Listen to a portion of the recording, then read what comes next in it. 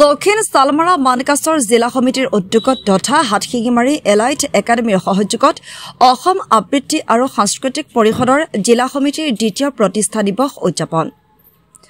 আজি হাতশিঙিমাৰী স্থিত এলাইট একাডেমীত ছাত্ৰ-ছাত্ৰীসকলৰ মাজত কবিতা আবৃত্তি আৰু বিশেষ বক্তৃতানুষ্ঠানৰ আয়োজন কৰা হয়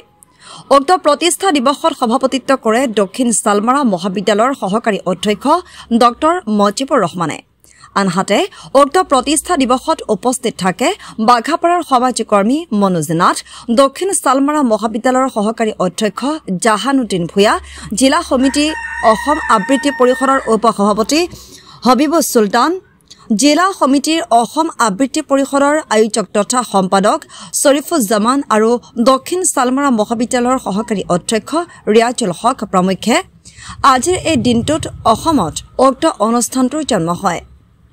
অসমীয়া ভাষাৰ চিৰচেনেহী মধুৰ ভাষাৰে ৰচিত অসমীয়া শুৱলা সুৰীয়া কবিতাসমূহ আবৃত্তি কৰি অসমৰ জনমানসত অসমীয়া মাতৃৰ প্ৰতি সেৱা আগবঢ়োৱাৰ প্ৰতিষ্ঠানটোৰ মূল লক্ষ্য বুলি ডক্টৰ মজিবুৰ ৰহমানে সংবাদ মাধ্যমৰ আগত ব্যক্ত কৰে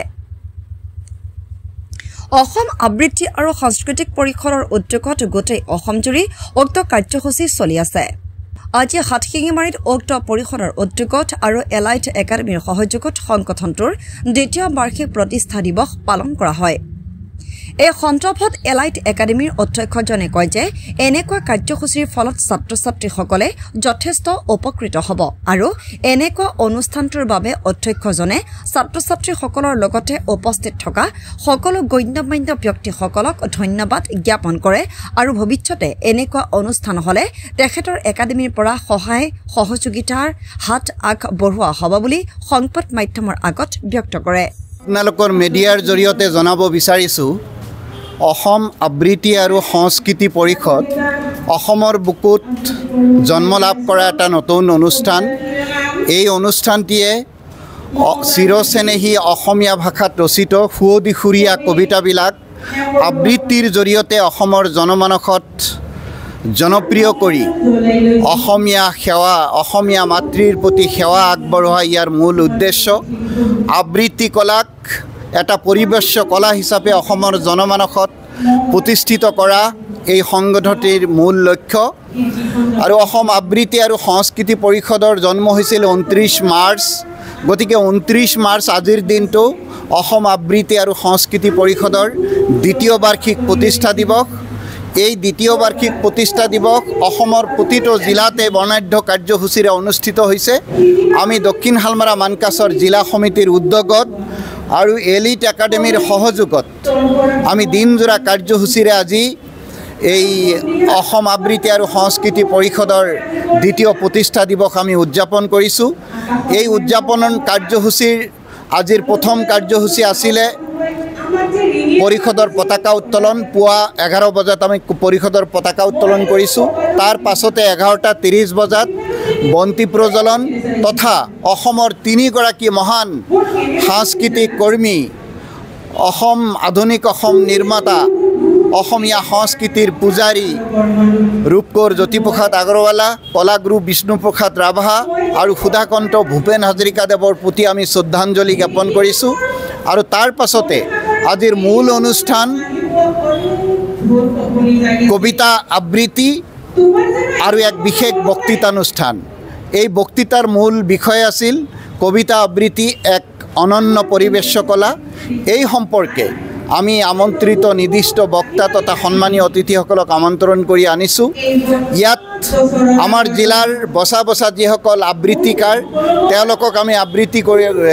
আমন্ত্ৰণ জনাই আনিছোঁ এলিট একাডেমীৰ মৰমৰ শিক্ষাৰ্থীসকল আছে সকলোৱে ইয়াত কবিতা আবৃত্তি কৰিছে আৰু কবিতা আবৃত্তি যে এক অনন্য পৰিবেশ্য কলা এই সম্পৰ্কে আমন্ত্ৰিত অতিথিসকলে ইয়াত বক্তব্য উপস্থাপন কৰিছে আৰু আমাৰ এই কবিতা আবৃত্তিৰ জৰিয়তে আমি অসমৰ সমাজ গাঁথনিৰ এটা পৰিৱৰ্তন আমি বিচাৰিছোঁ কাৰণ আপোনালোকে জানে সাম্প্ৰতিক সময়ত আমাৰ নৱপ্ৰজন্ম ড্ৰাগছকে আদি কৰি কিছুমান অপসংস্কৃতিৰ কবলত পৰিছে গতিকে সেইসকল নৱপ্ৰজন্মক কলা সংস্কৃতিৰ প্ৰতি আমি অনুপ্ৰাণিত কৰি কবিতাৰ নিচিনা এটা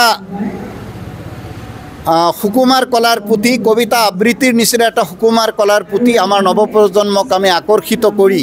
তেওঁলোকক কলাসন্মত দৃষ্টিভংগীৰে সংস্কাৰকামী হ'বলৈ আমি আহ্বান জনোৱাটোৱেই এই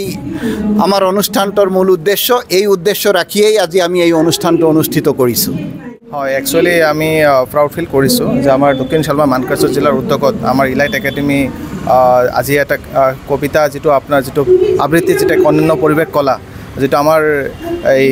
এই স্কুলখনত বা বিদ্যালয়খনত ছাৰহঁতে যে কৰিছে তাৰ অশেষ ধন্যবাদ। আৰু তাৰ লগতে মই ভাবোঁ যে আমাৰ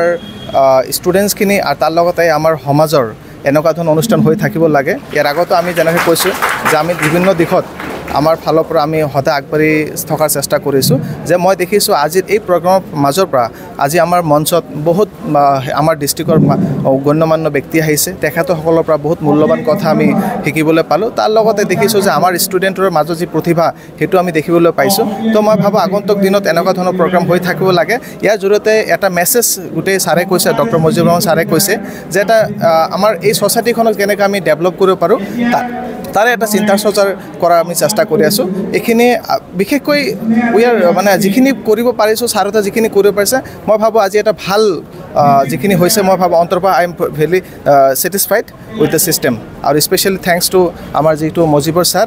আৰু তেওঁৰ টীম সকলোকে অন্তৰৰ পৰা অশেষ ধন্যবাদ জ্ঞাপন কৰিছোঁ। Thank U.